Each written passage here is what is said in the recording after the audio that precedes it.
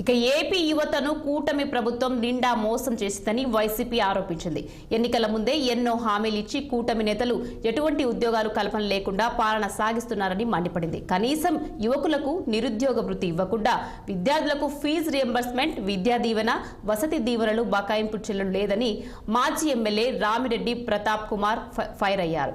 వైద్య విద్యను ప్రకటిస్తూ విద్యార్థులను నిలువుగా మోసం చేసిందని ఆరోపించారు. వైసీపీ పాలనలో అన్ని ప్రభుత్వ పాఠశాలల్లో నాడు నేడు ద్వారా అభివృద్ధి పనులు చేశామంటున్నారు వైసీపీ మాజీ ఎమ్మెల్యే రామిరెడ్డి ప్రతాప్ కుమార్ రెడ్డితో మా నెల్లూరు ప్రతినిధి కృష్ణ ఫేస్ టు ఫేస్. కూటమి ప్రభుత్వం అధికారంలోకి వచ్చి 8 నెలలు పూర్తయిన యువతని భారీగా మోసం చేసింది. యువతకి ఎటువంటి ఉద్యోగ కల్పన కావచ్చు, పీజీ రియంబర్స్మెంట్ చేయలేదని ఈరోజు వైఎస్ఆర్ కాంగ్రెస్ ప్రభుత్వం, వైఎస్ఆర్ కాంగ్రెస్ పార్టీ రాష్ట్ర వ్యాప్తంగా కూడా యువత పోరుతో కార్యక్రమం మొదలుపెట్టింది. ఇందులో భాగంగా నెల్లూరు నగరంలో, నెల్లూరు జిల్లా వైసీపీ నేతలంతా కూడా యువతతో పెద్ద ఎత్తున యువత పోరు కార్యక్రమం చేపట్టారు. దీంతో మనం మాట్లాడడానికి కావలి నియోజకవర్గం మాజీ ఎమ్మెల్యే ప్రతాప్ కుమార్ రెడ్డి అన్ని పరిశీలన తెలుసుకుందాం. సార్ చెప్పండి, అయితే కూటమి ప్రభుత్వం మాత్రం మేము ఎన్నికల కోడ్ వల్ల మేము ఇవ్వలేకపోయినాము, రేపు పీజీ రియంబర్స్మెంట్ మే నెలలో ఇస్తామంటున్నారు. దీని మీద మీరేమో? గతంలో తెలుగుదేశం పార్టీ అధికారంగా ఉండగా కూడా ఈ ఫీజు రియంబర్స్మెంట్ పథకాన్ని అనేక బకాయిలు పెండింగ్ పెట్టేసి వాళ్ళు ఆనాడు విద్యార్థిని ఇబ్బంది పెట్టారు. తర్వాత జగన్మోహన్ రెడ్డి గారు మళ్ళీ అధికారంలోకి వచ్చినాక వాటన్నిటిని చెల్లించడం కూడా జరిగింది. అదేవిధంగా ఈరోజు చంద్రబాబు నాయుడు గారు అధికారంలోకి వచ్చి ఆల్మోస్ట్ 10 నెలలు అయింది. ఈ 10 నెలల్లో కూడా 5 విడతలుగా ఇంకా సెమిస్టర్స్ బొకాయి అట్టాగా ఉంది. దానివల్ల విద్యార్థులు చాలామంది ఇబ్బంది పడుతూ ఉన్నారు. ఈరోజు ఫైనల్ ఇయర్ కంప్లీట్ అయిన విద్యార్థులు సర్టిఫికేట్ తీసుకోవాలంటే కూడా ఆ ఫీజు రియంబర్స్మెంట్ కట్టనందువల్ల యాజమాన్యాలు ఇవ్వక, వారు ఉద్యోగాలు పోయాక ఏ విధంగా ఇబ్బంది పడుతున్నారో ప్రతి ఒక్కరికి కూడా తెలుస్తోంది. దానికి తోడు రాజశేఖర రెడ్డి గారు ఆనాడు విద్యార్థులకి ఫీజు రియంబర్స్మెంట్ పథకం పెట్టి పేద మరియు మిడిల్ క్లాస్ పేదవాళ్ళంతా కూడా బాగుండాలి, వాళ్ళ పిల్లలు బాగా చదువుకోవాలి, ఉన్నత చదువుకోవాలి, ఉద్యోగ అవకాశాలు కావాలని చెప్పి ఫీజు రియంబర్స్మెంట్ పథకాన్ని పెట్టి అనేక లక్షల మందికి ఆ రోజు విద్య చదివించడం జరిగింది, ఉద్యోగాలు రావడం జరిగింది.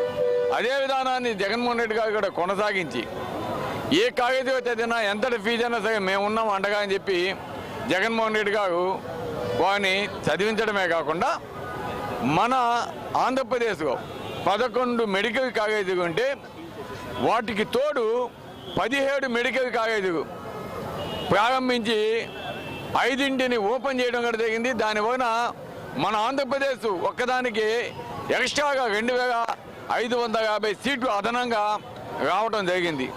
కానీ చంద్రబాబు నాయుడు గారు అధికారంలోకి వచ్చినాక ఆ కాలేజీకి సీట్లు కొన్ని కాలేజీకి మాకు వద్దని చెప్పి గట్టగాయటము, దానివల్ల మన విద్యార్థులు మెడికల్ సీట్లు తెచ్చుకునే దాంట్లో నష్టపోవడం జరిగింది. అదే కాకుండా ఈరోజు అన్ని ప్రభుత్వ కాలేజీలు ఉంటే మనకి మన ప్రాంతంలో విద్య కావచ్చు, అదేవిధంగా డాక్టర్స్కి ఎంప్లాయ్మెంట్ కావచ్చు, ఇవన్నీ కూడా ఇంప్రూవ్ అయ్యేది. కానీ ఈరోజు ఆ వైద్య కళాశాలని అట్టాగే నిలిపివేయటం, వాటిని అసంపూర్తిగా కట్టకుండా ఉంచటం, దానివల్ల ఎంప్లాయ్మెంట్ కూడా కొరగొట్టడం, ఇవన్నీ కూడా జరుగుతూ ఉన్నాయి.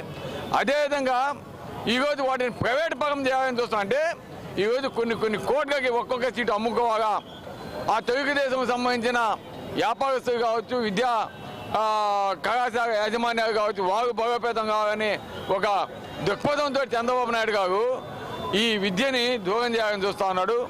అదే మెడికల్ కాలేజ్ గవర్నమెంట్ అయితే మొత్తం సీట్లు పేద విద్యార్థులకు వస్తాయి. కానీ అటువంటిది కాకుండా ప్రైవేటు వారికి అప్పగించడం కూడా కరెక్ట్ కాదని మేము వ్యతిరేకిస్తున్నాం. అదేవిధంగా వైఎస్ఆర్ కాంగ్రెస్ పార్టీ విద్యార్థులకి ఏ విధంగా స్కూల్స్ కావచ్చు, అదేవిధంగా ఇంగ్లీష్ మీడియం కావచ్చు, ఇవన్నీ కూడా ఏ విధంగా పెట్టారో కూడా మనం అందరం కూడా చూస్తున్నాం. వైఎస్ఆర్ కాంగ్రెస్ పార్టీ ఏదైతే 117 జీవో తీసుకొచ్చిందో, టీచర్లు ఇబ్బంది పెట్టిందో, దాన్ని కూడా రద్దు చేసి 3-4 తర్వాత కూడా మళ్ళీ పునరుజ్జీవిస్తాం, పునరంగం ప్రారంభిస్తామని విద్యాశాఖని బలోపేతం చేస్తామంటున్నారు. చూడండి, అబద్ధాలు చెప్పేదంటూ తెలుగుదేశం మించిన ఎవరు, చంద్రబాబు నాయుడు మించింది ఈ ప్రపంచం ఎవరు. అదేవిధంగా ఈరోజు జగన్మోహన్ రెడ్డి గారు సిబిఎస్ఈ పెట్టాడు, ఇంగ్లీష్ మీడియం పెట్టాడు, ప్రతి ఒక్క స్కూల్స్ని బాగా చేయించాడు. అటువంటి స్కూల్స్ని కూడా కొన్నిటిని మూసేయండి, కాకుంటే మీ మీద యాక్షన్ తీసుకుంటామని ఈరోజు బహిరంగంగా చెప్తున్నారు. అటువంటి ప్రభుత్వం ఈ ప్రభుత్వం. ప్రజలకి ఇప్పుడే అర్థమైపోయింది. చూడండి, మీరు రాబోయే ముందు రోజుగా మున్సిపాలిటీ జరగవు, పంచాయతీ జరగవు, జెడ్పీటీసీ జరగవు. ఏ ఎలక్షన్స్ పెట్టే దమ్ము ధైర్యం లోకేష్కి కానీ చంద్రబాబు నాయుడుకి కానీ పవన్ కళ్యాణ్కి కానీ ఉండవు. చూడండి కావాలంటే. రాష్ట్రం కూటమి ప్రభుత్వం అధికారులు వచ్చినాక విద్యని అన్యాక్రాంతం చేసింది. విద్యలో ఎటువంటి మార్పులు లేకుండా పెద్ద ఎత్తున యువతను మోసం చేసింది. అదేవిధంగా కూటమి ప్రభుత్వం 117 జీవోను రద్దు చేసింది. యువతకు ఎటువంటి న్యాయం చేయలేదు. మెగా డిఎస్సీ లేదు, పీజీ రిమెంట్స్ లేదు. రానున్న ఎన్నికల్లో కూడా కూటమి ప్రభుత్వం ఒంటరిగా పోటీ చేసే ధైర్యం కూడా చేయదని చెప్పి మాజీ ఎమ్మెల్యే రాంప్రతాప్ రెడ్డి అంటున్నాడు. కెమెరామెన్ చలపతో కృష్ణ, 60 నెల్లూరు. మార్చి 14న జనసేన